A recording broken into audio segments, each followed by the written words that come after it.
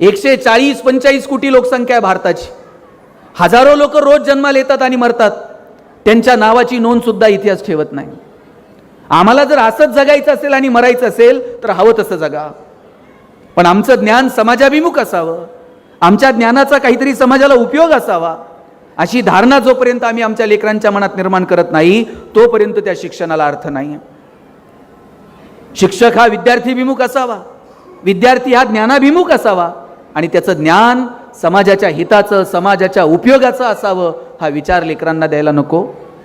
तो देण्यासाठी आपण सातत्यानं प्रयत्न केले पाहिजे. मी नवीन स्वच्छता अभियानामध्ये काम करायचो. शासनानं अभियान आणलेलं होतं आणि हात धुवा मोहीम राबवलेली होती. सचिन तेंडुलकरला ब्रँड अँबॅसेडर केलं होतं आणि शाळेत जाऊन आम्ही सांगायचो स्वच्छ हात धुतले पाहिजेत, मुलांनी स्वच्छ राहिलं पाहिजे आणि जेवणाच्या अगोदर मुलांनी स्वच्छ हात धुवावा असं आम्ही त्या सगळ्या शिक्षकांना सांगायचो. एका शिक्षिकेनं ते इतकं मनावर घेतलं, त्या दुपारच्या सुट्टीमध्ये बादली घेऊन तिथे उभ्या राहायच्या आणि त्या पोरांना म्हणायच्या हात धुवा, त्याशिवाय डबा उघडायचा नाही. सगळा वर्ग हात धुवायला शिकला होता, पण एक पोरग जरा उन्हाळ होतं, ते हातच धुवायचं नाही. बाई छडी घेऊन त्याच्या मागं पळायच्या, हात धु, त्याच्याशिवाय डबा उघडायचा नाही. इकडून तिकडून ते पोरग हात धुवायला शिकलं, पण गडबड अशी झाली, ते हात धुवायचं आणि बाईंच्या पदरा लिहून हात पुसायचं. बाई म्हटल्या कुठून सुचलं मी याला हात धुवायला शिकवलं. बाई मुख्याध्यापकांकडे गेल्या, म्हटल्या तुमच्या सूचनेनुसार सगळा वर्ग हात धुवायला शिकलाय, पण एक पोरग हात धुवून माझ्या पदराला, साडीच्या पदराला हात पुसताय, सगळी साडी खराब होते. मुख्याध्यापक म्हटले काळजी करू नका, उद्या त्याच्या आईला आपण शाळेत बोलू. दुसऱ्या दिवशी त्याच्या आईला शाळेत बोलवलं. मुख्याध्यापकांनी तक्रार केली आणि विचारलं का हो तुमचा मुलगा रोज घरी स्वच्छ हात धुतो? आई म्हटली एरवी नव्हता धुत, पण 8 दिवस झाले मी बघते रोज स्वच्छ हात धुतो. सरांनी विचारलं आणि पुसतो कुठे? तिथं काही नॅपकिन, रुमाल, टॉवेल काय ठेवलेलं असतं? आईनं सांगितलं कशाचं नॅपकिन आणि काय हो साहेब, ते तिथं रांजणावर हात धुत आहे, पळत पळत येत आहे आणि माझ्या पदराला हात पुसून जात आहे.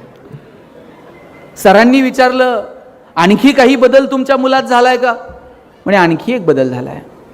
मी एरवी जर शेतावर जायला निघाले ते पदर असा कमरेला खोचून जायचे, आता पोरग मला म्हणते आई पदर असा कमरेला खोचायचा नसतो.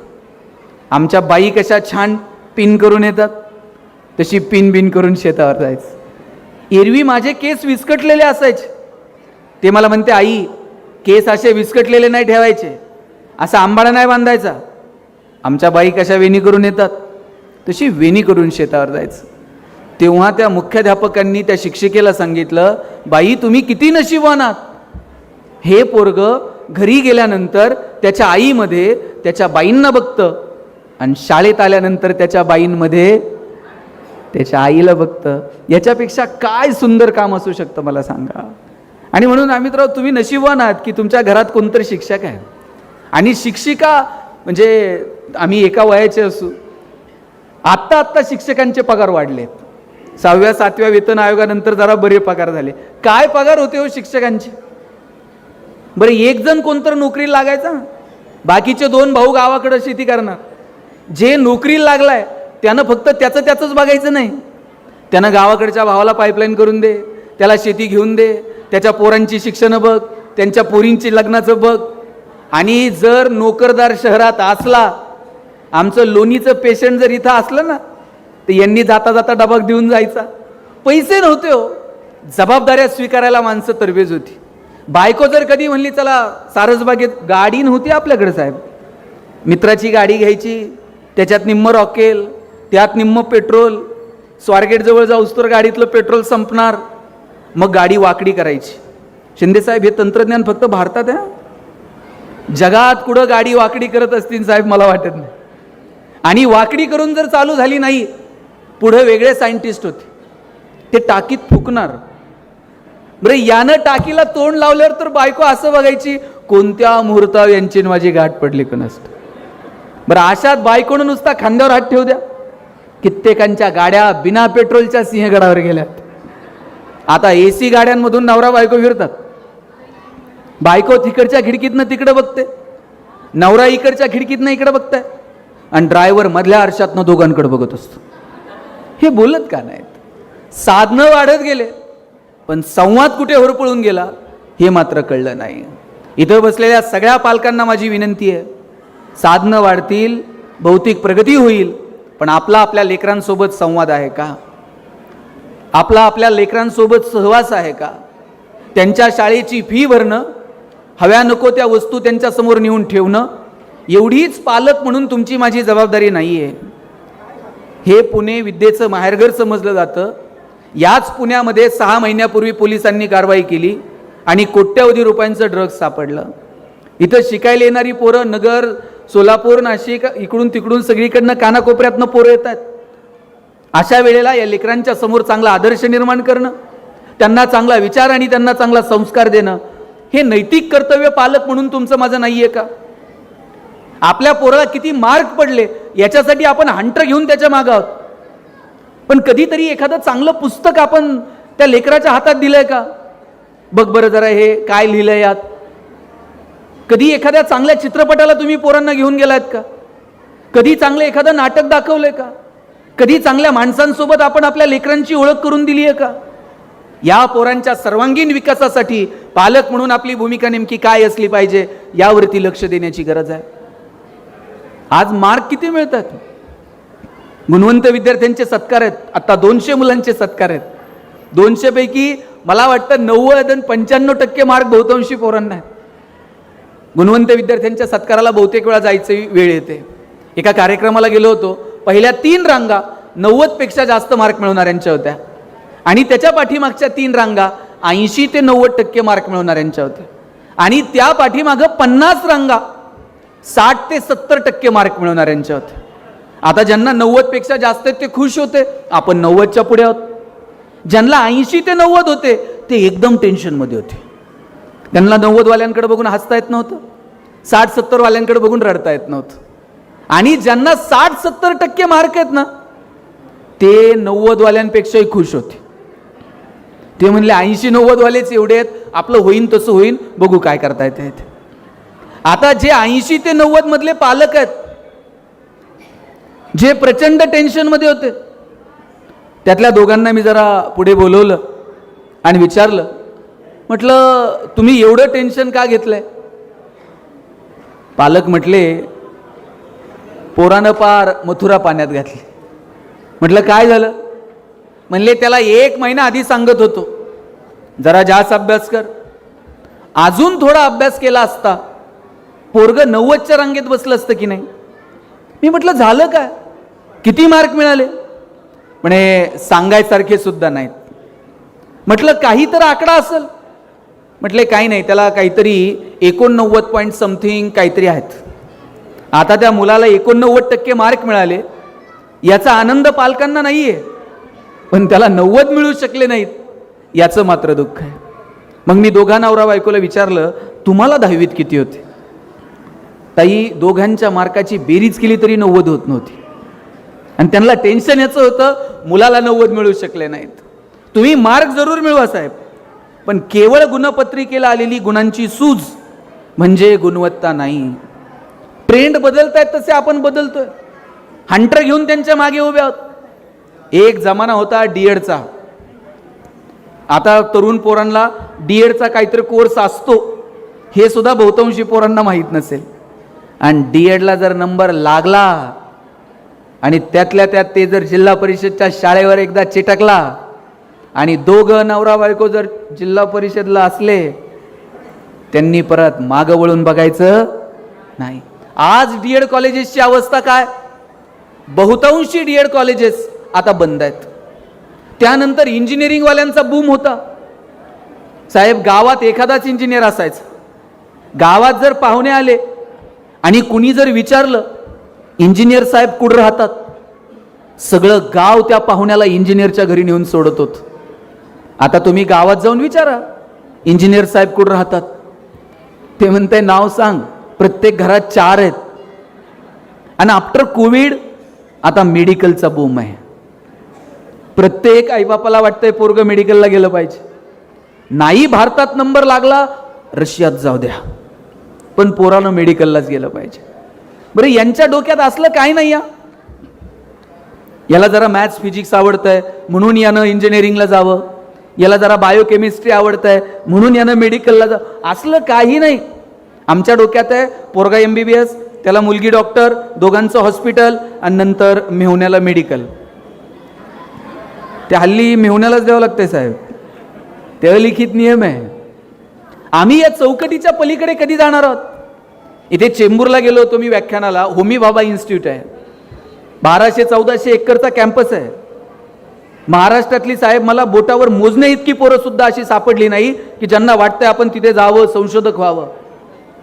आमच्या डोक्यात फक्त एकतर डॉक्टर व्हायचंय किंवा इंजिनियर व्हायचंय, मोठं पॅकेज, आयुष्यात एक गाडी, एक बंगला, आणि आयुष्यभर हप्ते हप्ते हप्ते हप्ते हप्ते, आणि एक दिवस स्विच ऑफ. याच्या पलीकडे आम्ही विचार करायला तयार नाही होत. 140-45 कोटी लोकसंख्या आहे भारताची. हजारो लोक रोज जन्माला येतात आणि मरतात, त्यांच्या नावाची नोंद सुद्धा इतिहास ठेवत नाही. आम्हाला जर असंच जगायचं असेल आणि मरायचं असेल तर हवं तसं जगा, पण आमचं ज्ञान समाजाभिमुख असावं, आमच्या ज्ञानाचा काहीतरी समाजाला उपयोग असावा, अशी धारणा जोपर्यंत आम्ही आमच्या लेकरांच्या मनात निर्माण करत नाही तोपर्यंत त्या शिक्षणाला अर्थ नाही. शिक्षक हा विद्यार्थीभिमुख असावा, विद्यार्थी हा ज्ञानाभिमुख असावा, आणि त्याचं ज्ञान समाजाच्या हिताचं, समाजाच्या उपयोगाचं असावं, हा विचार लेकरांना द्यायला नको. तो देण्यासाठी आपण सातत्यानं प्रयत्न केले पाहिजे. आमच्या डोक्यात फक्त नोकरी. बरं, त्यात पोरांची चूक नाही हो. आईबापानंच सांगितलंय नोकरी कर, नाहीतर तुझं लग्न पण होत नसते. आणि साहेब, पोरं हल्ली अशी हुशार आहेत, लग्न जमेपर्यंतच नोकरी करताय. आज मुलीच्या आईबापाला टेन्शन नाही तेवढं मुलाच्या आईवडिलाला टेन्शन आहे. तुम्ही कोणत्याही गावात जा, 30 ते 35 वयोगटातले किमान 5-50 बिन लग्नाचे. आमच्याकडे तर एक जण आहे 38-40 वय झालंय, लग्नच जमत नाहीये. बरं, त्याला मित्र असले हुशार भेटलेत. त्याच्या एका मित्राने त्याला सांगितलं, म्हणला टेन्शन घेऊ नको, मुलीकडचे बघायला आले ना पगार जरा वाढवून सांगायचा. बरं, मुलीच्या वडिलांनी विचारलं पगार किती, यानं जरा अंदाज घेऊन सांगायचं. हे म्हणताय 1.5 लाख. मुलीचे वडील म्हटले तुझ्याकडे बघून तर वाटत नाही एवढा पगार असेल. हे म्हणते नाही, तसा फिक्स 1.5 लाख आहे, कटिंग करून 8,000 हातात देतो म्हटलं. आपण किती दिवस बसवणार आहोत? लात मारील तिथून पाणी काढाल अशी ताकद असली पाहिजे. आता मी दुबईला गेलो होतो व्याख्यानाला, संभाजीराजांच्या जयंतीच्या निमित्तानं. 700-800 महाराष्ट्रातली माणसं मला तिथे भेटली, आणि तरुण काही पोरं होती सांगली आटपाडी भागातली. मी विचारलं काय करता रे इकडे? 2 पोरं अशी रांगडी पोरं सांगलीची. म्हणजे साहेब इथं कामाला आलतो, पण आता आमची इथं सोन्याची दुकानं आहेत. सोन्याची दुकानं टाकली तिथं दुबईत, 4-4 कोटी रुपयाच्या गाड्या घेऊन फिरताय ती पोरं. तुमच्या माझ्या उद्योगाला, व्यवसायाला, व्यापाराला कशाच्या भिंती आता उरलेल्या नाही आहेत का? आपल्या पोरांनी उद्योगात यायचं नाही, व्यवसायात यायचं नाही, व्यापारात यायचं नाही. आई ज्याची शिक्षिका आहे तो पोरगा विचार करतो अरे मी स्वतःची शिक्षण संस्था सुरू करेल. आज आमदार आहे अमित गोरखे. नगर जिल्ह्यातलं एक छोटंसं गाव आहे लोणी व्यंकनाथ. परिस्थिती नव्हती, वडील वॉचमन, पण अशा कुटुंबात जन्माला आलेला पोरगा काहीतरी स्वप्न बघतो करायचं. का आपल्या पोरांनी मोठी स्वप्न बघायची नाही? पोरग काही वेगळं करायला गेलं का बाप त्याला सांगताय अंथरूण पाहून पाय पसर, अंथरूण पाहून पाय पसर. चला ते पोरग हातपाय खुडून खुडून मरून गेलं, पण बापानं काय त्याला कधी हातपाय पसरू दिले नाहीत. बापानं सांगितलं पाहिजे हातपाय पसर, अंथरुणाचं काय करायचं तुझा बाप बघल. एवढी धमक आम्ही आमच्या लेकरात निर्माण केली पाहिजे. आज तुम्ही थोडंसं आजूबाजूला बघा, महाराष्ट्रामध्ये उद्योग व्यवसायाची काय परिस्थिती आहे. टायरवाले केरळचे, किराणा व्यवसायात पटेल, हार्डवेअरची दुकानं बोहरींची, बांधकाम व्यवसायात युपीचे लोक, गवंडी सगळे बिहारचे, सुतार कामात राजस्थानी, हॉटेल सगळी दक्षिणात्यांकडं, चायनीजच्या गाड्या पूर्वांचलचे तरुण चालवतात. बरं चला येत आहेत, संविधानानं अधिकार दिलाय, काम करतील, कष्ट. आम्ही कुठे आहोत? आम्ही फक्त नोकऱ्यांच्या रांगांमध्ये उभे आहोत, कारण आम्ही आमच्या लेकरांना मोठी स्वप्न दाखवायला तयार नाही आहोत. 84-85 पर्यंत दुबईमध्ये फक्त तेलाचे पैसे होते. आज जगातला सगळ्यात बिझीएस्ट एअरपोर्ट दुबई आहे, जगातला सगळ्यात प्रॉफिएस्ट मॉल दुबई आहे. बुर्ज खलिफा म्हणून इमारत आहे, शेकडो मजले वर घेऊन जातात, वरून खाली घेऊन येतात, हजारो रुपयांचं तिकीट काढतात. का आम्ही या लोकांकडनं काही शिकायचं नाही? जे बिगेस्ट आहे, जे टॉलेस्ट आहे, जे लार्जेस्ट आहे, ते सगळं दुबईला करायचं. त्यांना माहीत आहे तेलाचे पैसे कधीतरी संपतील आणि पर्यटनाच्या बाबतीत आपण जगाला स्वतःकडे आकर्षित करू. आपल्याला का वाटू नये? जगभरातली लोक पुण्यात आली पाहिजेत, शनिवारवाडा बघितला पाहिजे, सारसबागेत गेली पाहिजे, लक्ष्मी रोडला खरेदी केली पाहिजे, सिंहगडला गेली पाहिजे, शिवनेरीला दर्शनाला गेली पाहिजेत, परत पिंपरीत येऊन त्यांनी 4 दिवस मुक्काम केला पाहिजे, बर्ड व्हॅलीला जेवायला गेली पाहिजेत. का आपल्याला वाटत नाही? आपण सुद्धा पर्यटनाच्या अरे तिथं सगळं कृत्रिम आहे, तरी जगाला त्यांनी आकर्षित केलं. आपल्याकडे एवढी नैसर्गिक संपन्नता असताना सुद्धा जगानं आपल्याकडे यावं असा विचार आम्ही का लेकरांना देत नाही? आपल्यापैकी 10-5 पोरापोरींना वाटलं पाहिजे की आम्ही पर्यटनाच्या दृष्टीनं काहीतरी करू. मोठमोठी वेगवेगळी स्वप्न पाहिली पाहिजे. आत्ता अमित दादानं उल्लेख केला जेजुरीचा. जेजुरीला गेलाय का? ते कंपल्सरी जावंच लागतंय. मी जेजुरीला गेलो होतो, 4-5 पोरपोरी तिथं फोटो काढत होते. मी विचारलं काय करता रे फोटो काढून? सारखे फोटो काढायचे, स्टेटस ठेवायचे. एक पोरगा मला म्हटला, दादा किती दिवस बॅनर लावायचे, चलो दुबई, चलो सिंगापूर. म्हटलं मग? म्हटलं मी दुबईत बॅनर लावणार आहे, चलो जेजुरी. दुबईतली लोक जेजुरीत आणतो का नाही बघा म्हटला. आणि म्हणलं आणून काय करणार? काय नाही, खालून वर गडाव त्यांना पायपाय घेऊन जाणार, आणि एकदा का ते घामाघूम झाले मग त्यांना लेक्चर देणार किती कॅलरीज बर्न झाल्या. रात्री म्हणला 2-2 हजार रुपये तिकीट काढून त्यांना जागरण गोंधळ ऐकायला लावतो का नाही बघा म्हटलं. मला हेवा वाटतो या पोरांचा, जी चौकटीच्या पलीकडे जाऊन काहीतरी काम करू बघतायत. आपल्या पोरांनी ह्या चौकटी तोडल्या पाहिजेत, मोठी स्वप्न बघितले पाहिजेत, काहीतरी नवीन मिळवण्यासाठी अट्टहास धरला पाहिजे. पण केवळ आणि केवळ मार्कांसाठी अभ्यास या संकल्पनेपेक्षा थोडंसं पुढे जाऊन विचार करायला हवा. नाहीतर सगळंच मार्कांसाठी, इतिहास मार्कांसाठी, भूगोल मार्कांसाठी, इतिहासातली पात्र सुद्धा मार्कांसाठी. मग शिवाजी महाराज 4 मार्काला, संभाजीराजे 5 मार्काला, तुकाराम महाराजांचा अभंग अवघड आहे, ऑप्शनला टाकू, त्याच्याऐवजी दुसरं काहीतरी वाचू. परवा तर 10वीतला एक पोरगा मला विचारत होता, सर यावर्षी मराठीच्या पेपरला ज्ञानदेव पडणार आहेत का तुकाराम पडणार आहेत? मी म्हणले हे पडतील कसे ज्यांनी महाराष्ट्र उभा केला? सगळं कसं मार्कांसाठी असेल? पोरींनो, मराठीचा धडा वाचताय ना, त्या लेखकासोबत मैत्री झाली पाहिजे. गणित सोडवताय ना, आकडे असे डोळ्यासमोर खेळले पाहिजे. भूगोल अभ्यासताय ना, अक्षांश आणि रेखांश नजरेसमोर दिसले पाहिजेत. लॅबोरेटरीमध्ये जाऊन काही प्रयोग करताय ना, त्या सायंटिस्ट सोबत तुम्ही गप्पा मारल्या पाहिजेत. इतकं एकरूप तुम्ही तुमच्या अभ्यासासोबत झालं पाहिजे, तर तुम्हाला त्या अभ्यासाची मजा घेता येईल, तर तुम्हाला त्या अभ्यासाचा आनंद घेता येईल. जग बदलतंय, त्या बदलत्या जगानुसार आपणही बदललं पाहिजे. काळ आणि वेळेनुसार जर तुम्ही बदलला नाहीत तर तुम्ही या स्पर्धेमध्ये टिकू शकणार नाही. दादा कॅमेरा कोणत्या कंपनीचा आहे? सोनी. आता मोस्टली सोनी आहे, पॅनासॉनिक आहे, निकॉन आहे. आता कॅमेऱ्यामध्ये कॉडॅक कुठं दिसतंय का? आता कॉडॅकचा कॅमेरा दिसत नाही. आणि एक जमाना साहेब फक्त कॉडॅकचा होता, 36च फोटो निघायचे. हे ज्येष्ठ मंडळी सगळ्यांना विचारा, त्यांच्या लग्नाचे अल्बम चेक करा, 100% कॉडॅक. नवरा नवरी हार घालायला आणि फोटोग्राफरचा रोल संपायला, आणि त्या फोटोग्राफरच्या कितीही मागं लागा, वर्ष अल्बम मिळत नव्हते. ते फोटोग्राफर इतका भाव खाणार, म्हणणार ते फोटो धुवायला दिलेत. कोणत्या नदीवर जात होतं कुणास? ज्याचा रुबाब होता मार्केटमध्ये ते कॉडॅक आता बाजारात आहे का? नाही. एक जमाना होता HMTच्या टिकटिकवरती देश चालत होता. आता डिजिटल घड्याळं आली आहेत, आता HMTची टिकटिक नाही. एक जमाना होता नोकियाचा. माझ्या वयाची जे इथं असतील, आपण सगळ्यांनी आपल्या आयुष्यात कोणत्या कंपनीचा फोन पहिल्यांदा घेतला होता? नोकिया. 3310, 1100, 1600, 2600. आता नोकिया बाजारात आहे का? आता नोकिया बाजारात नाही. नोकियानं अँड्रॉइड टेक्नॉलॉजी स्वीकारली नाही, नोकिया टिकू शकला नाही. कॉडॅकनं डिजिटल टेक्नॉलॉजी स्वीकारली नाही, कॉडॅक टिकू शकलं नाही. मला सगळ्यांना विचारायचं आहे, तुम्ही बघा 4 वाजता मराठी पिक्चर लागायचा टी व्हीला, आठवतोय का? धूमधडाका, थरथराट, लक्ष्मीकांत बेर्डे, अशोक सराफ, आणि मध्येच एक जाहिरात लागायची. माझ्या वयाची जी माणसं आहेत सगळ्यांची ही जाहिरात पाठ असणार. लाईफ बॉय है जहा, काय बघा यांची पाठ आहे. पर्याय नव्हता, जाहिराती पाठ होत्या, कारण चॅनल बदलायला ऑप्शन नव्हता. एकच चॅनल होता, त्याच्यात 10 वेळा प्रक्षेपण जायचं. प्रक्षेपण गेलं का पोरं म्हणायची टीव्हीला मुंग्या लागल्या. आता टीव्हीला कुठं मुंग्या लागतात का?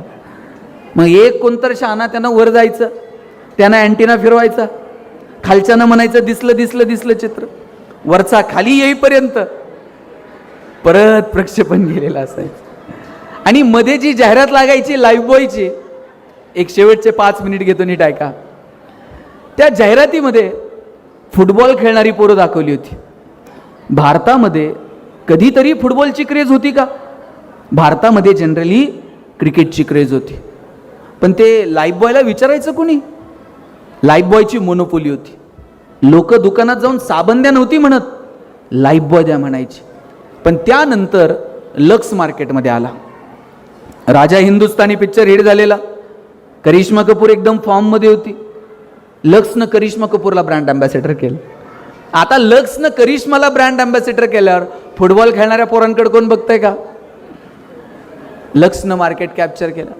लाईफ बॉयला कळलं, आता जर मार्केटमध्ये टिकायचं असेल, फुटबॉल खेळणारी पोरं उपयोगाची नाहीत.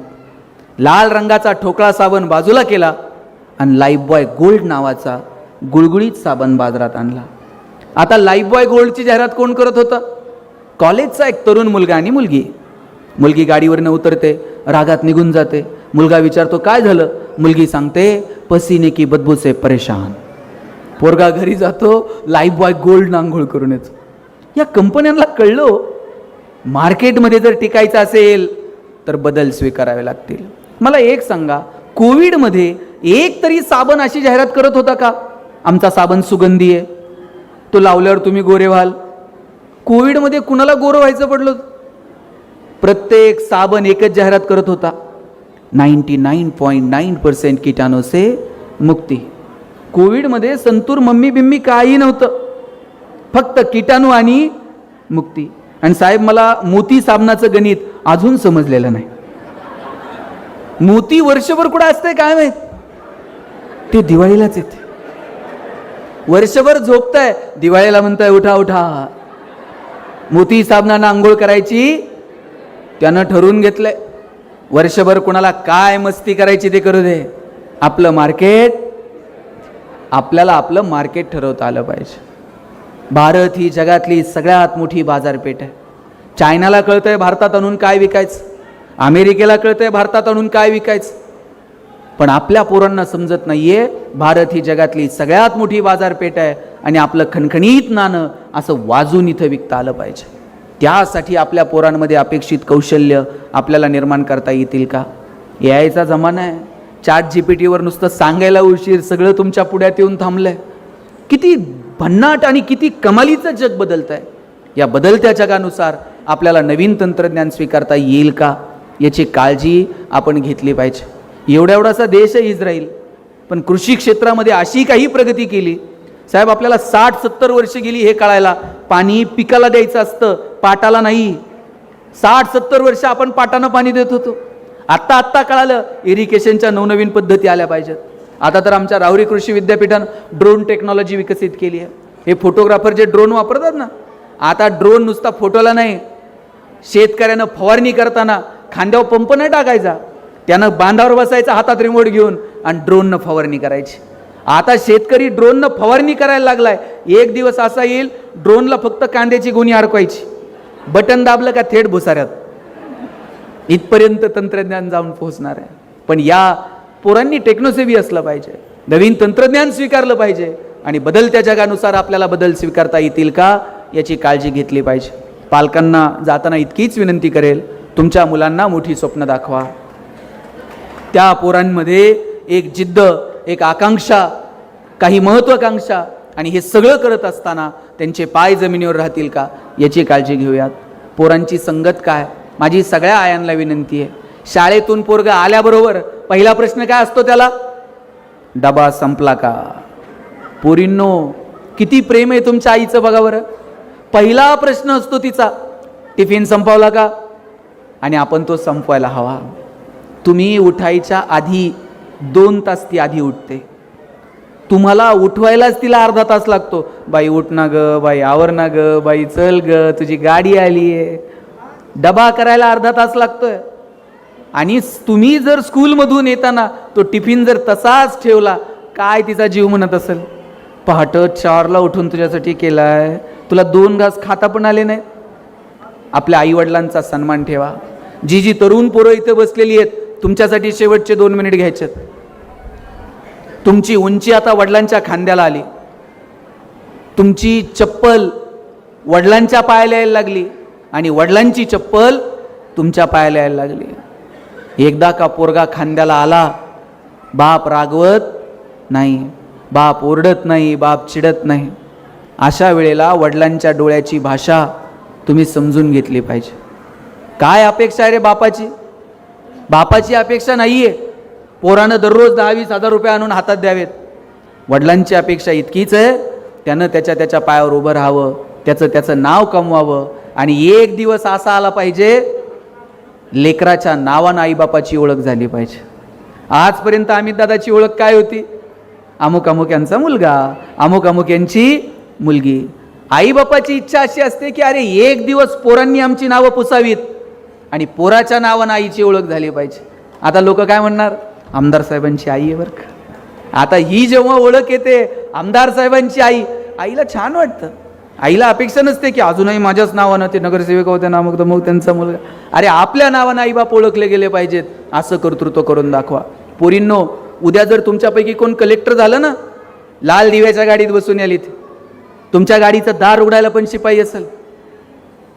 तुमच्या सहीनं एखाद्या गावाचं भविष्य बदलेल, तुमच्या सहीनं एखाद्या माणसाचं आयुष्य बदलून जाईल.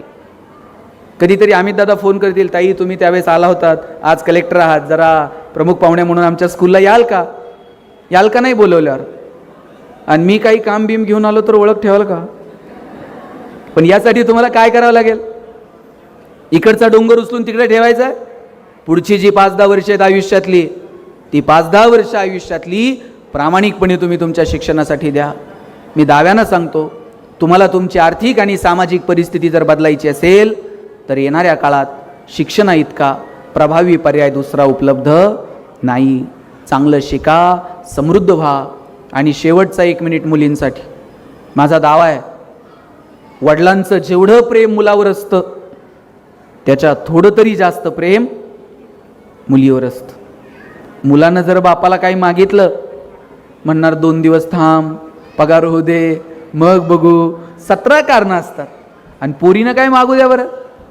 बापाला असं वाटतं कधी निघून देईल आणि कधी नाही. बापाला माहीत असतं 4 दिवस चिमणीसारखी थुई नाचल आणि एक दिवशी भुरकन उडून जाईल. जोपर्यंत आपल्या घरात आहे तोपर्यंत तिचे सगळे हट्ट पुरवायचे हे वडिलांनी ठरवून घेतलेलं असतं. ज्या दिवशी मुलगी जन्माला येते ना, त्या दिवशी वडिलांच्या मनात 2 विचार चमकून जातात. एक मुलीचं शिक्षण आणि दुसरं मुलीचं लग्न. 1-1 रुपया बाप तिच्यासाठी बाजूला काढून ठेवत असतो. वडील स्वतः फाटलेली तुटलेली चप्पल घालतील, पोरीला मात्र शाळेत जायला चांगले शूज घेऊन देतील. बाप फाटलेलं बनियन घालल, पोरीला चांगला ड्रेस घेऊन देईल. वडील सायकलवर कामाला जातील MIDCत, पोरीला कॉलेजला जायला गाडी घेऊन देतील, बसचा पास काढून देतील, हॉस्टेलची फी भरतील. कोण करतं एवढं प्रेम तुमच्यावर. पोरीच्या लग्नात बाप फेटाबिटा घालून मिरवत असतो. दिवसभर बापाची मान उंच असते. कन्यादान झालं ना, मग वडील मान खाली घालतात, जावायच्या हातात हात देतात आणि सांगतात, तळहाताच्या फोडासारखी जपली, सांभाळून घ्या. दिवसभर वडिलांच्या डोळ्यात थेंब येत नाही. पण पोरीची गाडी एकदा निघून गेली ना, खांबाच्या पलीकडे जाऊन एकटाच रडतो तो बाप असतो.